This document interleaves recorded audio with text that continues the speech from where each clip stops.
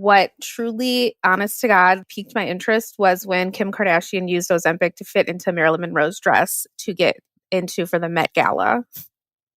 So that is like what started everything. I remember that. This is Miranda. My name's Miranda. I live in New York City, and I've lost 144 pounds on Ozempic. So my experience as a class 3 obese person for the first 32 years of my life, I had never needed to ask a doctor to prescribe weight loss to me. So my doctor who I love, her first question was if I wanted weight loss surgery.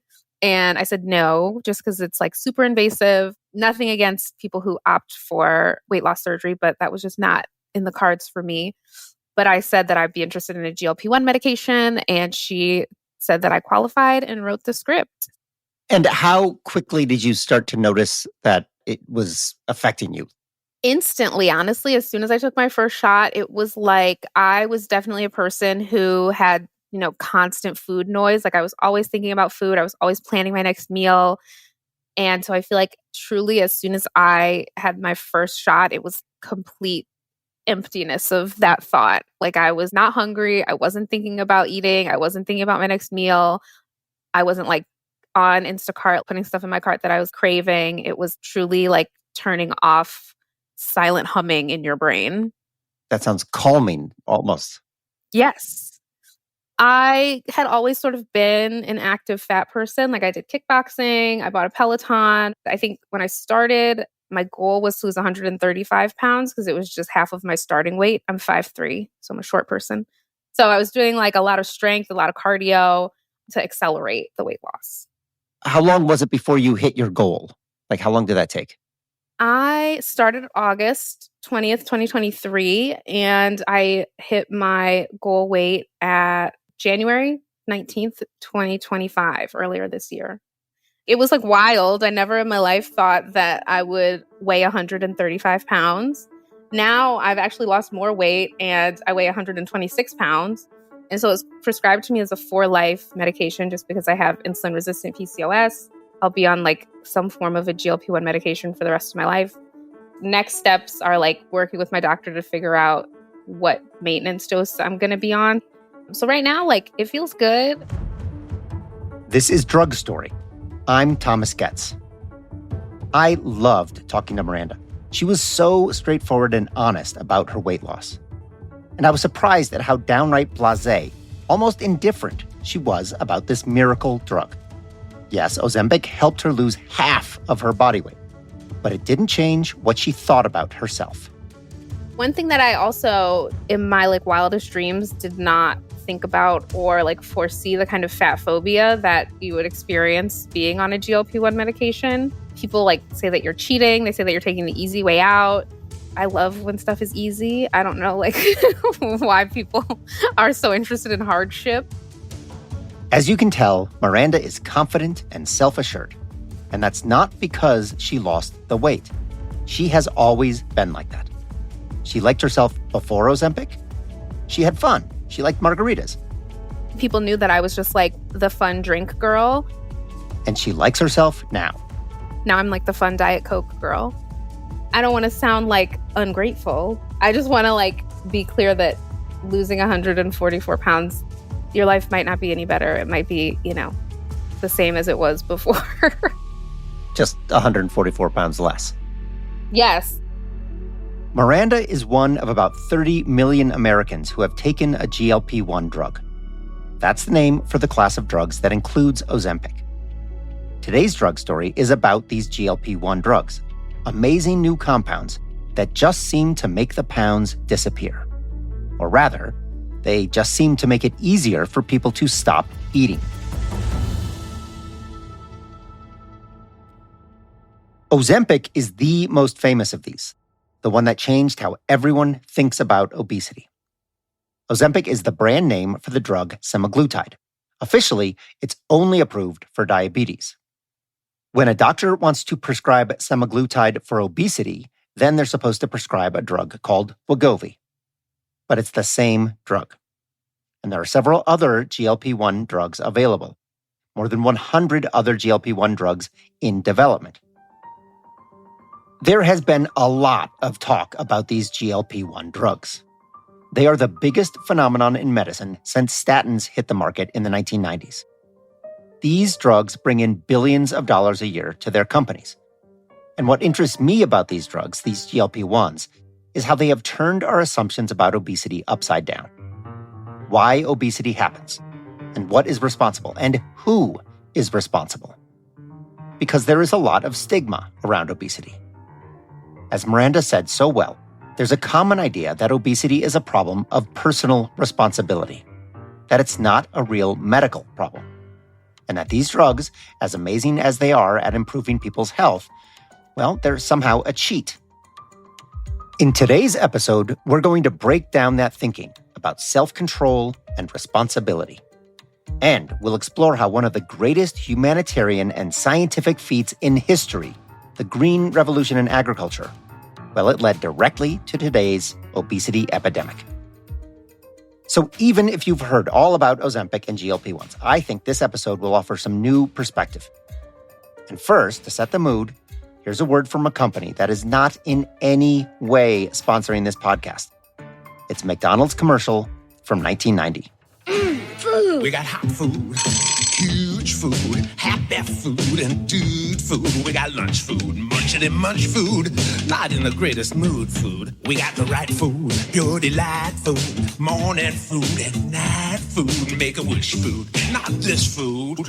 All right, food, we got food, folks and fun. Get it to go food, folks and fun. Hey, get your own food. You know the one. It's McDonald's for food, folks and fun. Drug Story is sponsored by GoodRx. Every prescription has a story, and for many patients, affordability is a defining chapter. GoodRx makes it easier to find lower prices on prescriptions, from GLP-1s to flu meds, so cost isn't a barrier to care. Trusted by nearly 30 million Americans and over 1 million healthcare professionals each year, GoodRx offers savings at more than 70,000 pharmacies nationwide, helping people start and stay on the therapies that keep them healthy. To start saving, go to goodrx.com. That's goodrx.com. GoodRx is not insurance. Welcome back to Drug Story. This is part 1, the diagnosis, where we explore the underlying condition and causes of obesity, the disease that can be treated by Ozempic and other GLP-1s. That McDonald's commercial we just heard, it's a great example of how food hasn't just been something that sustains us. It's something we consume for fun. It's sold to us as entertainment. It's a way to indulge our appetites. But food as entertainment only exists because the ingredients, the grain, the meat, the sugar, they're all so cheap and abundant now. For centuries, though, and as recently as the 1970s, food was not abundant at all. This all changed in large part because of one man, one American, Norman Borlaug. You may have never heard of him, but you can argue that Norman Borlaug did more to create the modern diet than any other human being in history. He did this for all the right reasons, but with some unintended and unimaginable consequences. Borlaug was born in Cresco, Iowa in 1914, just a few miles south of the Minnesota border. He was the child of Norwegian immigrants, and he grew up working on the family farm. In his youth, Iowa and the Great Plains were becoming known as the breadbasket of America, a land with exceptionally rich soil, a stable climate, and a hardworking and proud farming culture. But farming was hard work.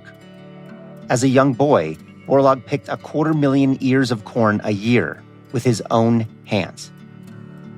By the time he enrolled at the University of Minnesota in 1933, the Great Depression was in full effect. The once fertile Great Plains of North America had been overgrazed and overplowed. Then drought hit, and the crops failed. This created the Dust Bowl, and amid the environmental disaster, it brought a scale of human misery that Borlaug was terrified to witness. One day in Minneapolis, where Borlaug was a student in agriculture school, he got swept up in a food riot over the price of milk. He realized that when food was scarce, life could grow desperate. and he started to consider whether there was something he could do. Here's Norman Borlaug himself. I experienced the economic depressions of the 1930s. And from this experience, I felt that the families on the lands, the small pieces of properties around the world needed help from scientists, and I dedicated my life to science, and especially to food production. Norman Borlaug went to Mexico in 1944 as part of a research project trying to improve the country's agriculture, especially wheat production. At the time, Mexico imported most of its wheat and flour. Borlaug was a gifted plant breeder, mixing different kinds of wheat to take advantage of certain traits. He was hoping to develop something that might thrive in Mexico's arid soil. The work was a struggle, and he spent years, more than a decade, making little progress. But eventually, he adapted a Japanese variety of wheat that created short stalks that could germinate large seed heads, the grains of wheat. What's more, his new wheat could be harvested twice a year, instead of just once a year. This was huge because in the decades after World War II, famine and starvation were common around the world. Agriculture was still a primitive industry in most countries. Often, a harvest could not provide for a country's booming population. 30% of people worldwide were chronically malnourished, and half the world did not have a reliable source of food to meet their basic needs. By 1963, Mexico was producing 6 times the amount of wheat as when Borlaug arrived, and they actually began exporting wheat to other countries. And other countries where agriculture had been a constant struggle began to look to science for answers. Here's a 1969 film from the U.S. Department of Agriculture. 3 billion people today. 6 billion by the year 2000. A world that will need 4 times our present food production to avert famine and disaster. Soon, scientists from around the world were coming to Borlaug to adapt what he had done for their countries. And it's been fascinating to me, not only from what has been accomplished in wheat, but more important in the training of young people. For example, in the last 8 years, we have had 150 young wheat scientists from about 25 different countries of the world who have come to study and work with us. This was the start of what would be called the Green Revolution. It was a remarkable transformation of agriculture, with better breeding and better pesticides that allowed farmers to grow more crops that sustained growing populations. Worldwide, the production of food per acre, known as yield, it doubled. And as the method spread, one country after another saw the food that their farmers could extract from the land soar. Average daily calorie consumption worldwide increased from about 2,000 in 1965 to about 2,500 in 1990. Malnutrition and starvation ceased to be commonplace, even as the global population increased by billions.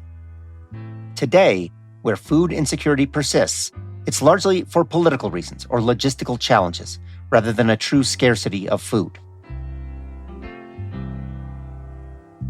The Green Revolution was certainly one of the great accomplishments of human history.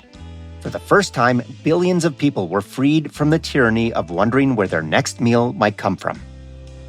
Nations that experienced persistent and deadly food shortages now had reliable sources of grain and food. India, Pakistan, Morocco, Tunisia, Turkey, China. It's estimated that Borlaug was responsible for saving 1 billion lives. And in 1970, Norman Borlaug was awarded the Nobel Peace Prize for his work. But, and you knew about what was coming, in the United States, the miracle technologies of the Green Revolution launched the industrialization of agriculture. Production of grain crops, corn, wheat, oats, potatoes, rice, that all soared with bigger yields every year. And more grain meant a bounty of food on a scale that would have been unimaginable just a few decades earlier. The supermarket is the showplace of today's agriculture. Here is where the shopper benefits from the work of the scientist and the farmer and the marketer. These products come from farms and ranches despite distance and season. They are the result of a miraculous agriculture. Tremendous advances on the farm and in the marketing system have created this miracle. The miracle whereby American agriculture has advanced more in the space of a single lifetime than world agriculture had in more than 7,000 years. The result? Food got really, really cheap. Let's use just one example. Oreos, that perfect American snack. In 1934, when the Dust Bowl was raging and Borlaug was in college in Minneapolis, a 1-pound package of Oreos cost 27 cents, or about $6.50 today. By 1970, when Borlaug won the Nobel Peace Prize, those Oreos cost 45 cents, or about $4 today. That's 1/3 cheaper, thanks to the Green Revolution. Oreos are a good example also because they're really just wheat flour and sugar and fat.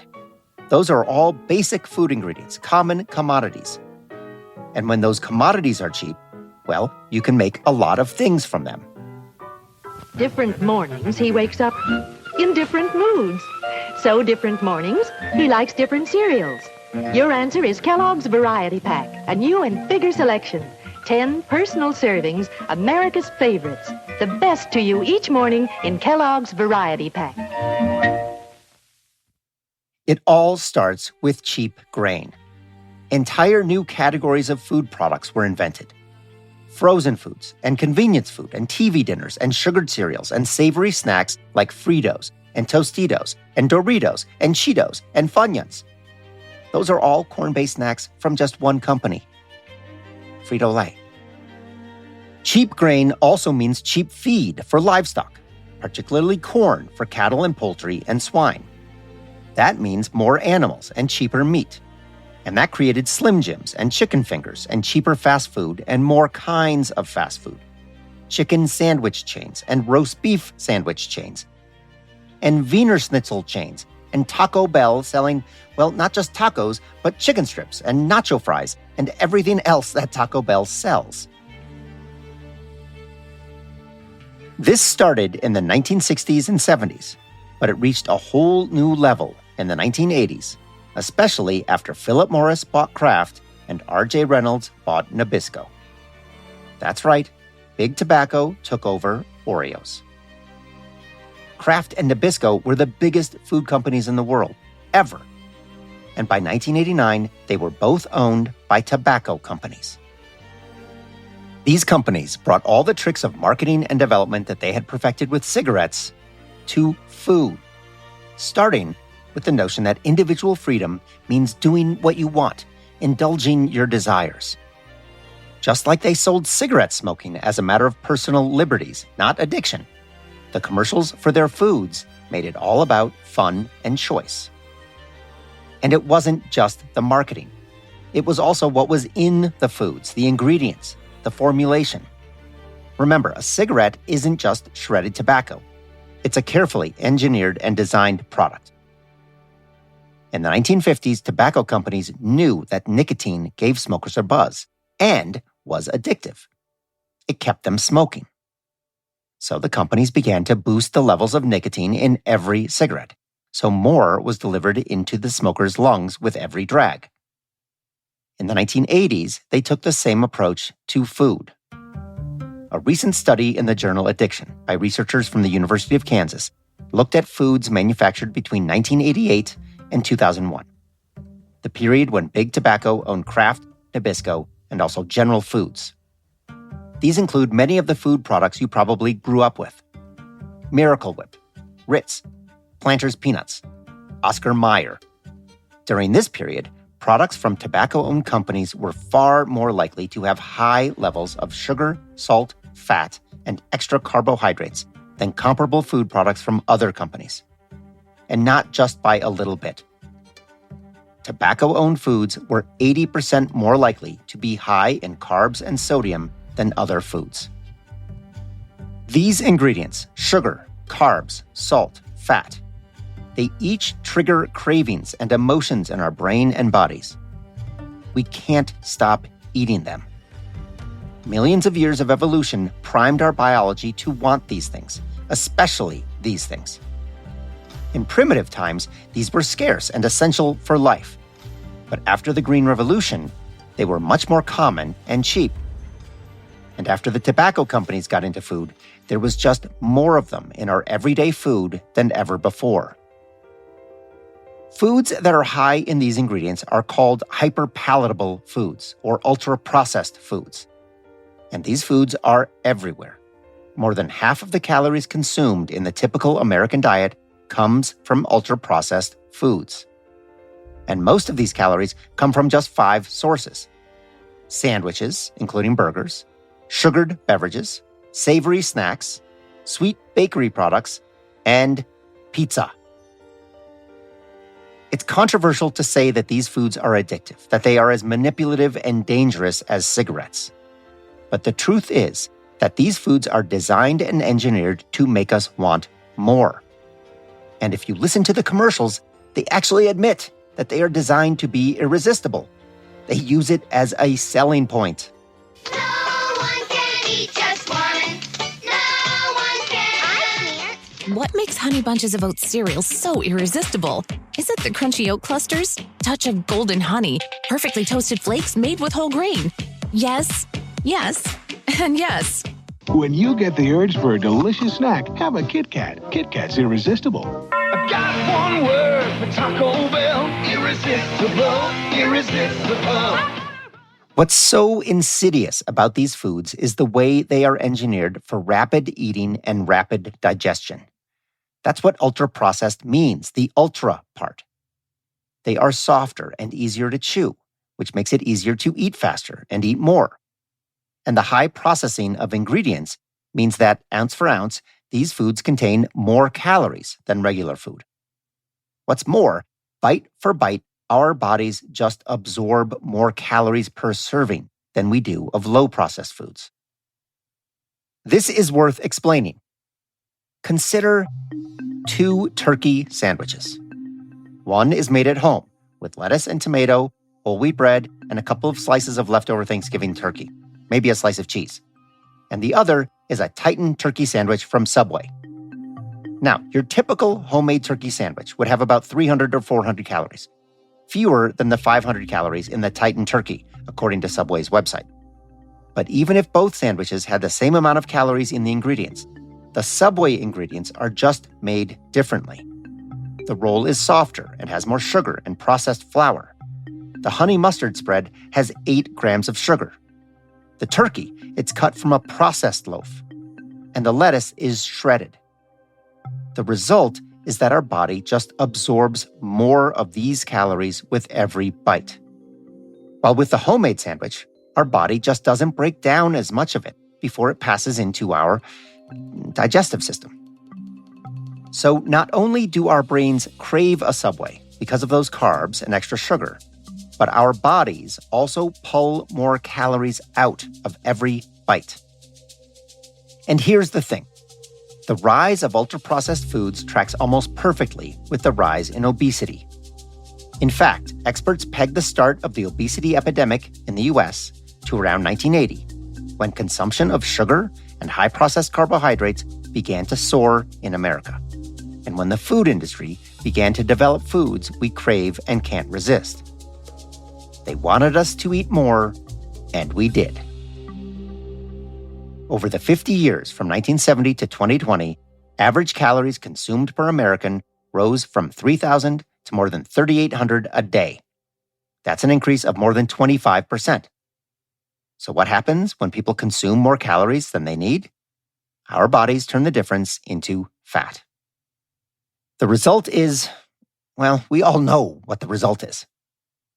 In 1970, less than 15% of Americans were obese. Today, more than 40% of Americans are obese. That's more than 100 million people in this country alone. Okay, so we've basically made an argument here, a chain of causation. Cheap grain, cheap calories, irresistible food, soaring obesity. But is the food actually irresistible? Don't we have willpower? Don't we have free will? After all, the food industry they're just giving us what we want, right? We choose what to eat. Isn't that a fundamental part of being American? Living in a free society that we can buy what we want and live our lives how we want? This is what the food companies argue, that they are simply satisfying consumer demand and offering choices.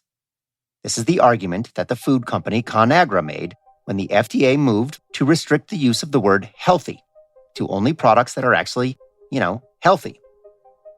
This mattered a lot to ConAgra because they make the Healthy Choice line of frozen meals.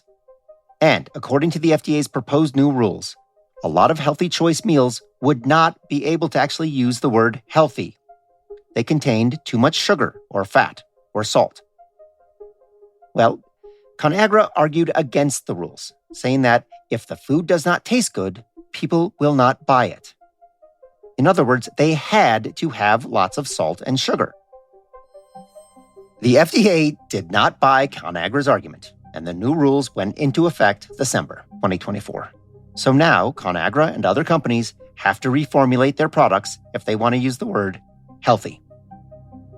This matters because this idea of personal choice has two sides. First, it seems like an American right to eat what we want. That's freedom of choice. But the flip side of that is that when people do become overweight, well, that's on them too. That was their choice. For decades, obesity has been framed as a lifestyle issue, a matter of diet and exercise and a matter of personal willpower. That framing has long been the mantra of the diet industry, with companies like Weight Watchers and Nutrisystem and Jenny Craig. By the way, a bit of irony here. Heinz Foods bought Weight Watchers in 1978 for $71 million, and they owned it for 20 years. And in 2006, Jenny Craig was acquired by Nestle for $600 million. So the companies that created the problem, well, they also look to profit from it as well.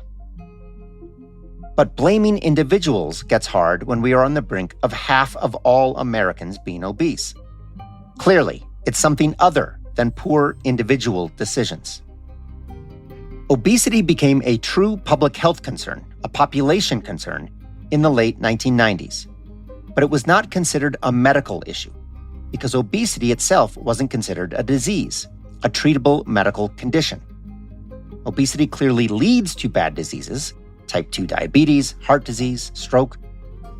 But calling obesity itself a disease was just not something that a lot of medical experts were willing to do. In fact, it wasn't until 2013 that the American Medical Association finally decided to consider whether obesity should be a disease. We're going to dig in on that debate and on the emergence of drugs that suddenly seem to work coming up in part 2. And to take us there, here's a 2015 commercial from Weight Watchers, which it doesn't actually say the words Weight Watchers, but it's just a really effective, well, just take a listen. If you're happy and you know it, eat a snack. If you're happy and you know it, eat a snack.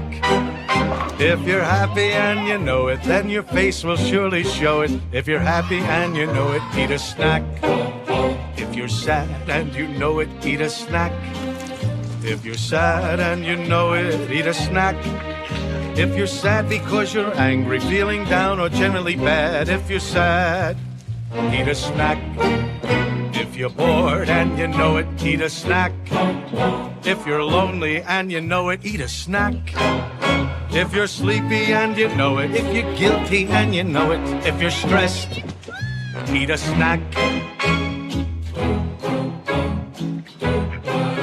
If you're human and you know it, then your face will surely show it. If you're human, eat your feelings, eat a snack.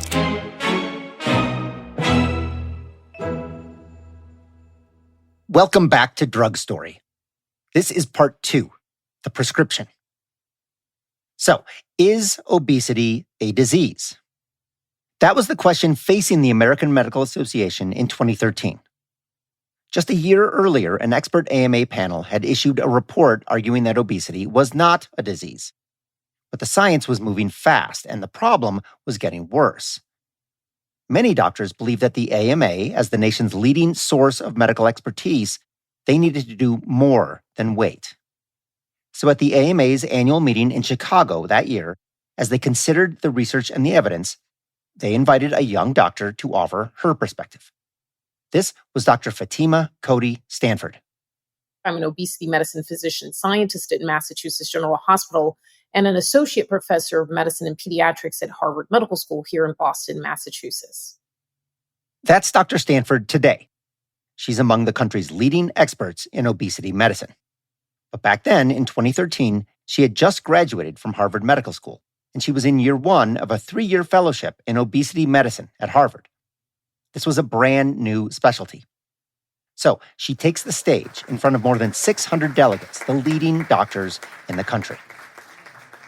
And I introduced them to one of my patients named Twinkie. She was an 11-year-old that was admitted to the pediatric hospital with an asthma exacerbation, initially to the pediatric ICU. When she was transferred to my care when I was still an intern, one day as I was going in to do my rounds, which we do very early in the morning, I found her to be not breathing when I walked in the room.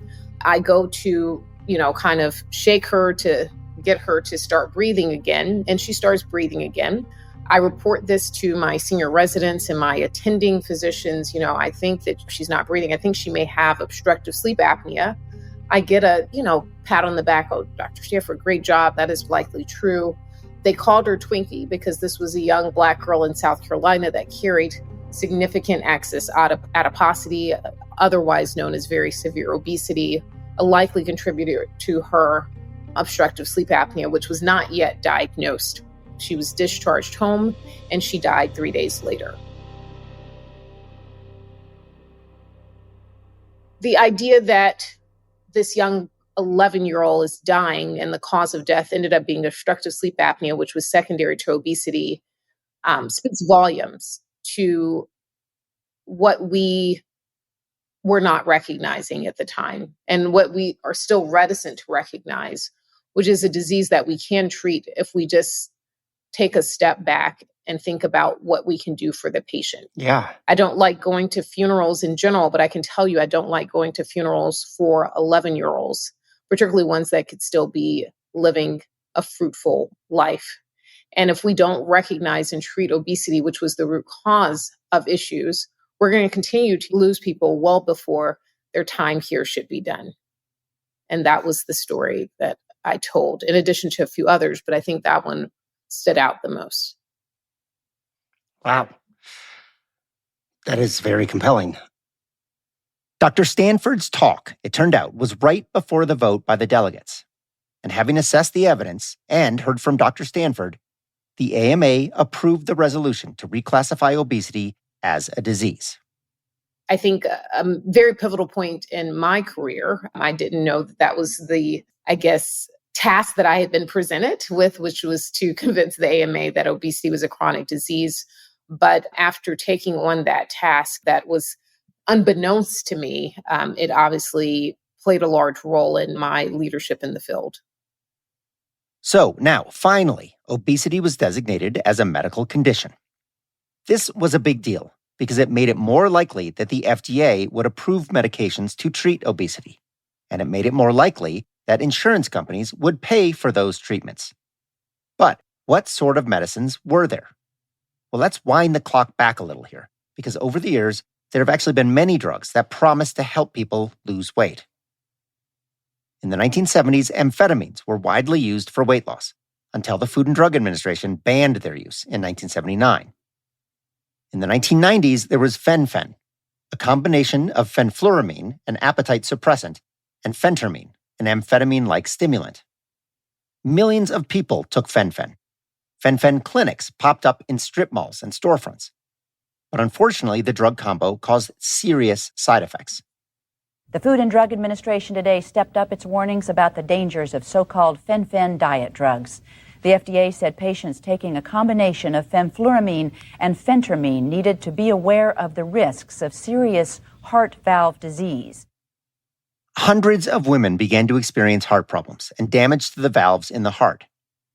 Fen-phen drugs were pulled from the market in 1997. Meanwhile, surgical solutions were being developed that seemed more promising, if also more severe. In 1994, the first laparoscopic gastric bypass was performed. The surgery basically reroutes the digestive system. It reduces the stomach to restrict food intake. Known today as bariatric surgery, about 250,000 people get the procedure every year. Many millions of Americans have undergone the procedure in the last 30 years, with great success. But it is an intense and grave decision where you're, basically removing human organs in order to lose weight. And then, in 2005, came the first GLP-1 drug, exenatide, sold as Byetta. Exenatide was approved to treat type 2 diabetes, which is often driven by lifestyle factors and associated with obesity.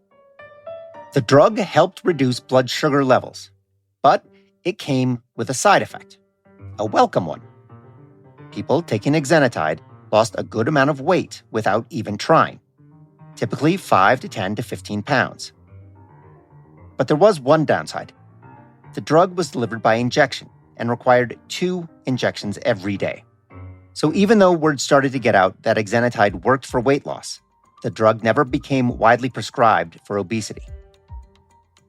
By 2010, another GLP-1 drug had come along, liraglutide, developed by Novo Nordisk. Like exenatide, liraglutide was approved by the FDA for the treatment of diabetes. But that didn't mean that doctors couldn't prescribe it for other reasons, like weight loss. This is so-called off-label prescribing, and it's 100% legal. It's just not legal for drug companies to promote drugs for unapproved uses. Unlike exenatide, which, remember, required 2 shots a day, liraglutide only needed 1 shot a day. So, much easier. And in 2014, the FDA approved liraglutide for treating obesity. Studies showed that people taking the drug lost, on average, around 5% of their body weight. As good as anything else out there. Far fewer side effects. If you are overweight, losing 5% of your body weight, it turns out, is a significant benefit. That 5% threshold is associated with lower rates of heart disease, lower blood pressure, better blood sugar, and less joint pain. 5% makes a real difference. But the trouble is, 5% doesn't look like a big change. It's not what most people are going for when they say they want to lose some weight. If you are 200 pounds, you don't want to lose just 10 pounds. You more likely want to drop 20 or 30 or even 50 pounds. And those first GLP-1 drugs just didn't do that. Not yet. And so while there was excitement about the drugs, they were still pretty under the radar. They weren't yet a phenomenon. But Novo Nordisk had another drug in the lab, semaglutide. This one worked even better. It only required an injection once a week. It worked even better at lowering blood sugar levels. And, it caused a significant weight loss, as much as 20% of body weight. That's a 40-pound weight loss if you start at 200 pounds. In 2017, the FDA approved semaglutide for the treatment of diabetes, and Novo Nordisk began to sell it as Ozempic.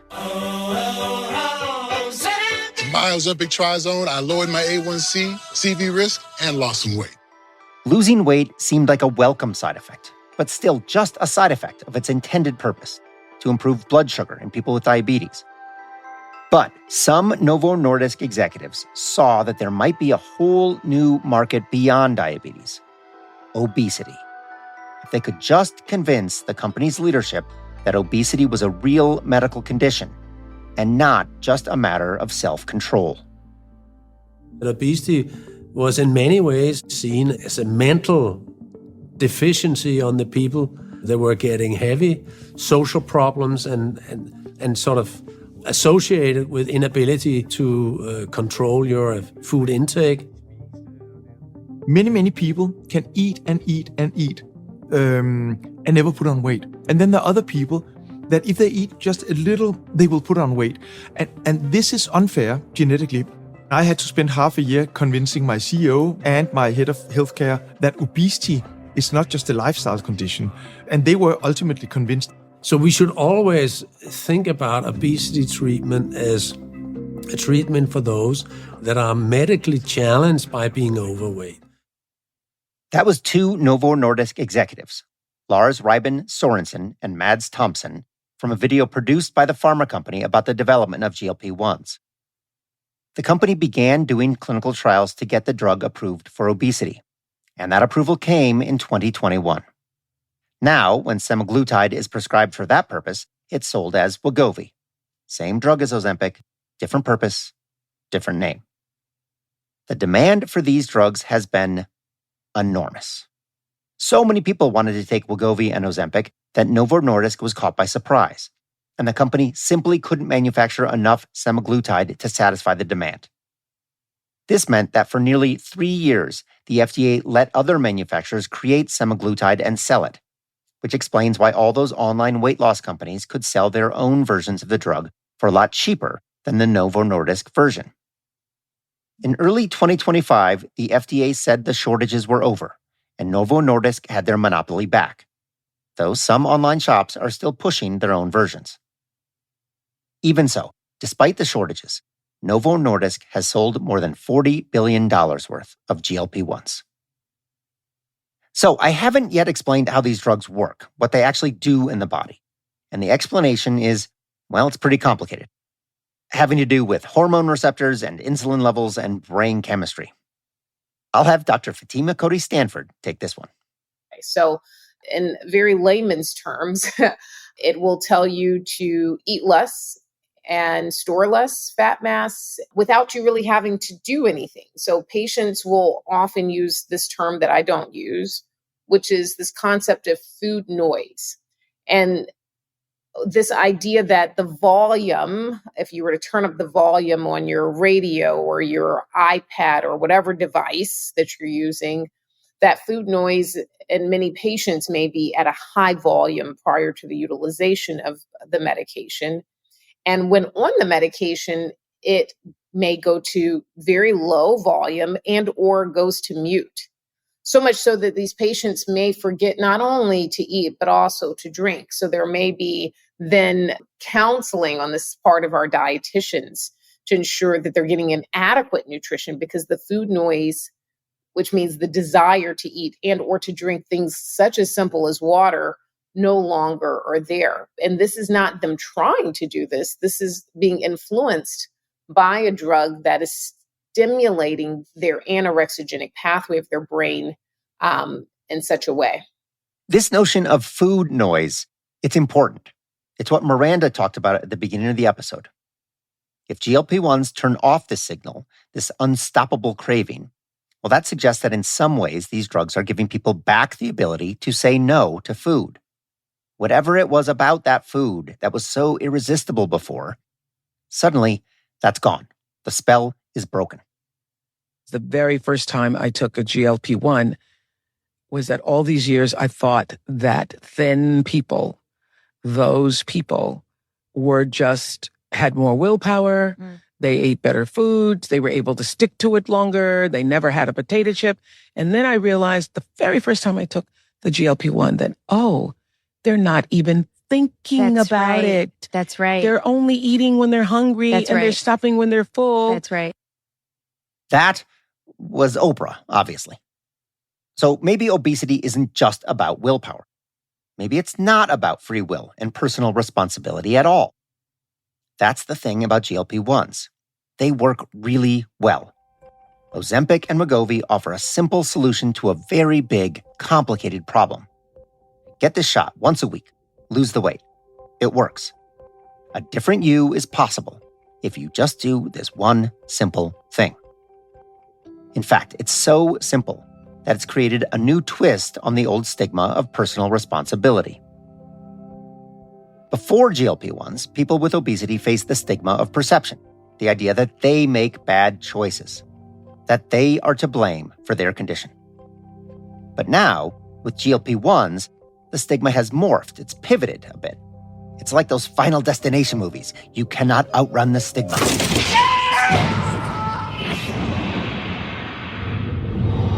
This time, the stigma is that people who use GLP-1s and successfully lose weight, they're cheaters. It's a hack. They didn't deserve this. They took the easy way out. Comedian Jim Gaffigan said it best. These people will come up to me and accuse me of being on an appetite suppressant. They're like, "You're on Ozempic, admit it, you're on Ozempic." And I'm not, all right? I'm on a different one.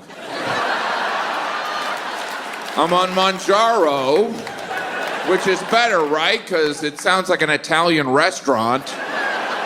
Now, I understand some people are against the appetite suppressants. You know, that's cheating, it's cheating. I'm not playing Major League Baseball. I'm just a fat guy trying to not die. Manjaro, by the way, it's a GLP-1 drug developed by Lilly, which had a hand in that first GLP-1, Byetta, 20 years ago. Now, Lilly sells Manjaro for diabetes and Zepbound for weight management. When you think about it, this complaint about cheating is just another version of the willpower argument, that people should just handle it themselves. They should have enough strength not to rely on a drug. That stigma is a very hard thing to shake. Here's Dr. Stanford again. Absolutely. I don't think it's a new phenomenon that people would be seen as cheating if they go on medicines. It is deplorable and disgusting that people still are in this thought process, but it really reflects a lack of knowledge with regards to the science. And I think that that's really important for us to stop the shame and blame game that's become inherent in our society, both here in the US and worldwide. And do you think GLP-1s are changing that in any way? Is there a way that they're actually taking some of the shame or blame away? In some ways, yes, because we have, at least 10% of the population that has been on these agents here in the US at some point. And for those that have been on therapy, that can now speak to, my goodness, wait a minute, I've been dealing with this issue of obesity. I thought this was always my fault. I realized that I just didn't have on board something that someone else has, if it's been explained to them in that way. Now, we're talking about a glacial pace in terms of changing that bias and stigma that is pervasive in society from utilizing these medications, because they are too villainized. And a lot of it is because there's some misuse and abuse of these medications, where these medications inherently gotten in the hands of people that may not necessarily need them. And so I think that will help, unfortunately, set us back as we have been making some strides to improve the plight of those that do actually have disease, particularly obesity and other cardiometabolic diseases associated with it. And the thing is, lots of people take medications for things that could also be reversed through lifestyle changes. But there's no stigma. Are people with high cholesterol cheating when they take a statin? Are people with high blood pressure cheating when they take a drug instead of cutting back on salt? Are people with insomnia cheating when they take a pill to help them fall asleep? At some point, it just gets absurd. But there's another thing about these GLP-1s that make them a concern, and that's the cost. A year of Wegovy or Manjaro at the retail price costs somewhere between $10,000 and $17,000. Many people have insurance that will pay for that, but it's still a cost that somebody has to pay. That is a lot of money. Too much for many people if their insurance won't pay. And remember, there are 100 million people in this country with obesity. And if they start a GLP-1, they may have to take it for the rest of their lives. That is a lot of money. Billions of dollars. Who in the world is going to pay for all of that? We'll get into the money in part 3 after the break. First, here's a commercial for Wegovy. And I need to say, they are not paying us for this. Change is never easy. There will be naysayers, doubters, and critics.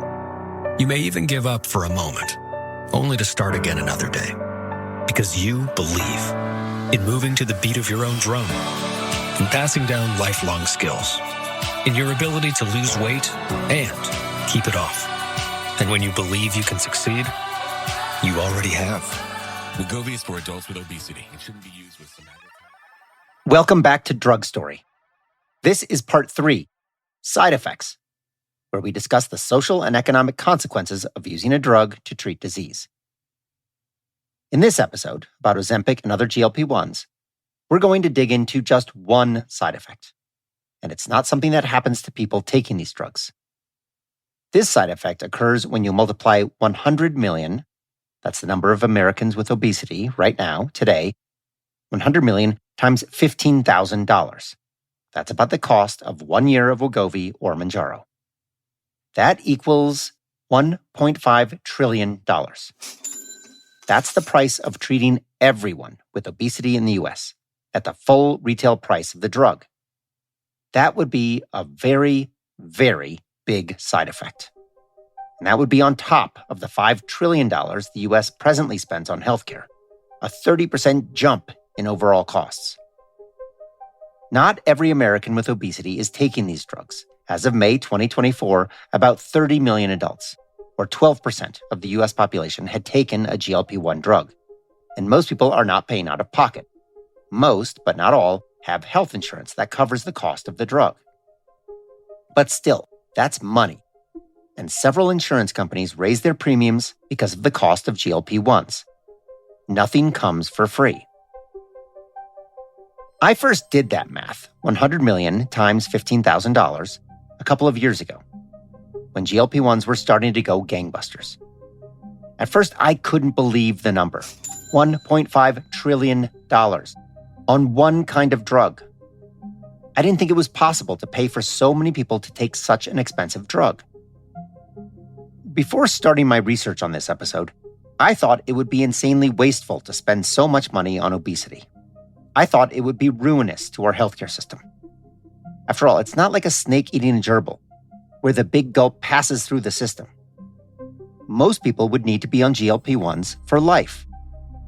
And I thought it would actually be dangerous for human health, a free pass for millions of people who had given up trying. But I don't think that way anymore. After researching this episode, I realized I was wrong. This is not a fair fight. It's not about self-control and discipline.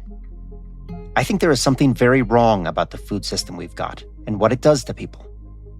And I think that GLP-1s will save a lot of people's lives. They will spare millions of people, many hundreds of millions of people worldwide, from some really horrible outcomes and experiences and diseases. Diabetes is a really hard disease to deal with. It is a lifetime of challenges and monitoring, and if we can spare people of that, and of heart disease or chronic pain or sleep apnea or certain cancers or the many other diseases that often result from obesity, well, that could be a wise investment. In fact, spending $15,000 a year to help someone avoid these other diseases, what medicine calls comorbidities, it began to sound to me like money worth spending. A reasonable return on investment, even a great one in terms of how the US might spend our tax dollars. But also, it's not money down the drain. The US spends more than $400 billion a year on medical costs for diabetes, $400 billion on heart disease treatment and care, and billions more on osteoarthritis and obesity, etc., etc., etc. If we really were able to greatly reduce obesity in this country, some of all that expense would go away. Now, I'm not saying all those costs go away with GLP-1s. Some people will still develop type 2 diabetes, and some people will still get heart disease. But for many people, these drugs significantly reduce the risk of developing other conditions and diseases. Forecasts now estimate that the US will spend maybe $150 billion on GLP-1s in 4 or 5 years. That's 3 times what was spent in 2024. That, of course, is a tremendous amount of money. But it reflects the reality that while these drugs are great and they help a lot of people, they don't entirely fix the problem of obesity in this country. There will still be a lot of people with obesity who are not taking these drugs. I'll let Dr. Stanford explain.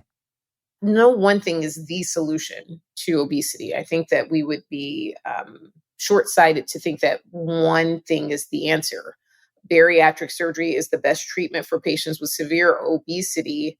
It is underutilized. It is not the solution. It still requires consistent follow-up, and many of those patients will need to go on medications ultimately. Medications are not effective for every single person that utilize them, particularly the GLP-1s. They work in about 85% of individuals, but notice I didn't say 100%. And even for those that are going on therapy, they need to remain on therapy consistently if they tolerate such therapy. So there is no one treatment tool that is going to solve obesity. It's going to require a multifactorial, multi-sector approach. The best treatment for obesity starts preconception. Let's treat the parents with obesity prior to conceiving so that the offspring then have a better chance once they arrive. But that's not the strategy that we're talking about. That's the best public health strategy that hasn't been entertained. I think that we have to be thinking about a wide swath of potential treatments and prevention strategies. The prevention strategy I just mentioned, which is preconception, and recognizing that GLP-1s are one tool in the toolkit, but will not solve our entire problem with obesity by any stretch. Ozempic and other GLP-1s are not a cure-all, but they are the first drugs ever that work safely for millions of people. And they're the first drugs that change how we think about obesity and why it happens and how to address it. And here is one more side effect. GLP-1s are having a big impact already on the food industry. Remember how Miranda talked about how they turn off the food noise, how they stop her cravings? It seems that these drugs don't entirely stop appetites. They just stop appetites for things that people used to find, irresistible. People start eating other things instead. Things that are actually good for us. Salads, carrots, Swiss chard, radicchio. So people aren't just eating less, they're eating differently. And that has food companies scrambling. Here's a recording from early 2025 of Ramon Laguarta, the CEO of PepsiCo, talking to Wall Street analysts after the company reported first quarter earnings. PepsiCo, I'll just note, makes a lot more than just Pepsi. They own Quaker Oats, which makes Captain Crunch and other cereals. They own Sabra Hummus, Gatorade, and yes, the whole Frito-Lay empire. Now, the other thing we're seeing in GLP consumers is that they're keeping our brands in their repertoire, probably in a smaller portion. So they're going for, and that's the way they're actually eating across most of their choices. They're eating less quantity. So our offerings in small portions and whether it's in multi-pack or some other options that we provide, keeps our brands in their repertoire, and it's still relevant. Pretty much every food and beverage company, even grocery companies, are facing the same issues. They're having these same conversations with Wall Street. Calorie consumption is going down for people taking these drugs. They are spending less money on food and drink. People also report less appetite for alcohol, it so happens. And the more people who take GLP-1s, and it's upwards of 10% of Americans right now, the less those highly processed, highly engineered foods sell. They break the spell. They seem to remove the addictive properties of those foods. Addiction, it's a strong word to use here, but it is not a stretch. A 2018 research review in the journal Nutrients found strong evidence that food could be considered addictive, given how it affects our brains, including withdrawal symptoms and relapse. GLP-1s seem to liberate those areas of our brain that food companies have been exploiting for decades, just poking our cortex like dogs in Pavlov's lab.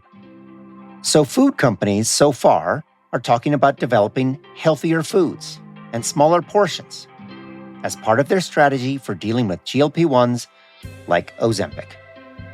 Which, when you think about it, is great. Healthier foods, smaller portions, more options. Maybe we do have a choice, after all.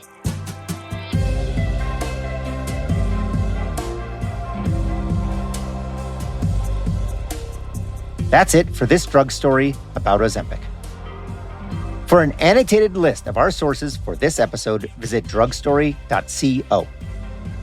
Drug Story was created, written, and hosted by me, Thomas Getz. Molly Warner is our research director. From Reasonable Volume, Rachel Swavey produced and sound designed this episode with assistance from Audrey No. Elise Hugh was the editor. Mark Bush is our engineer. Drug Story was produced with support from the University of California, Berkeley School of Public Health. Special thanks to Claudia Williams and Michael Liu. Thanks also to Dr. Fatima Cody Stanford and Miranda, who shared her story with us. Drug Story is an independent production. If you'd like to support our work, contact us at drugstory.co. You can also subscribe to our Substack there and be notified when new episodes come out. And if you liked this episode, help us spread the word. Rate us on Apple or Spotify or wherever you get your podcasts. Next up on Drug Story, it's all about Xanax, a medication that was considered a wonder drug because it works so well for anxiety and panic attacks. But it turns out it may work too well. We'll see you next time. Listening to this episode of Drug Story may cause you to eat more fruits and vegetables, walk to the store instead of driving, and regret all those late-night visits to Subway back when you were in college. We recommend you think twice about that third helping, stop blaming yourself, and know that Tony the Tiger is talking straight to you and me when he says, They're great!